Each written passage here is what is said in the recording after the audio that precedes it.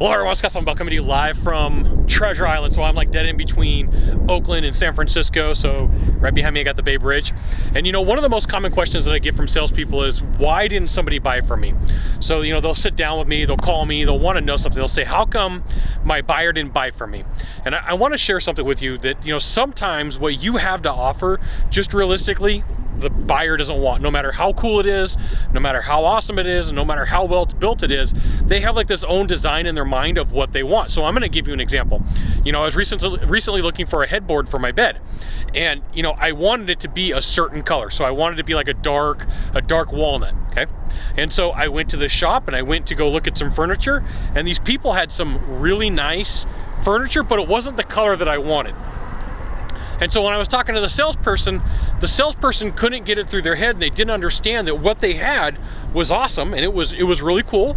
It was really nicely built. It was a nice piece of wood. It had awesome grain. It had everything that I was looking for, except it did not come in the color that I wanted. And what I want you to understand is, you know, sometimes you have the best product, the best service, the best widget, the best gizmo. And sometimes what it really comes down to is whatever the person was matching up in their head, no matter how illogical it is. Remember, there's a video somewhere floating around on YouTube that says that I buy shampoo based upon how it smells, not like by all the awards, and I buy sunblock by how it smells and not by like how good all the inside stuff is. So sometimes buyers are irrational. And what you need to know is it's not you at that point. And yes, rejection is real and rejection hurts, but sometimes it's just, you know, the thing that they had, the checklist in their brain that was like, I want it to be this color, the shape, the size, this type of thing just didn't work out. And I know your product is better, your service is better, your build is better, you have everything better, but in the mind of the buyer, none of that stuff matters. What they want.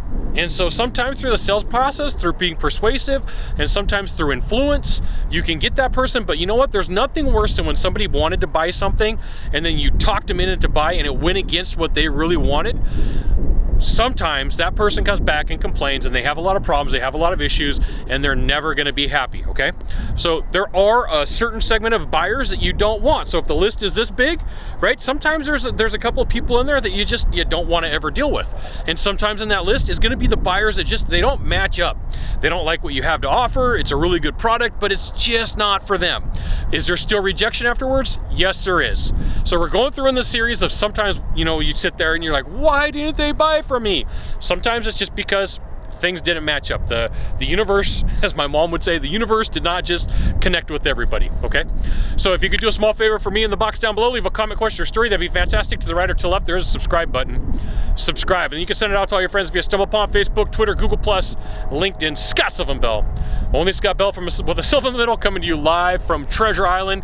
Like, really, that's Oakland back there. If I could flip my camera around and there wasn't trees in the way, I'd be showing you the skyline of San Francisco. And it's November 22nd, 3:45 in the afternoon. We'll see you soon. Thanks for watching. Aloha.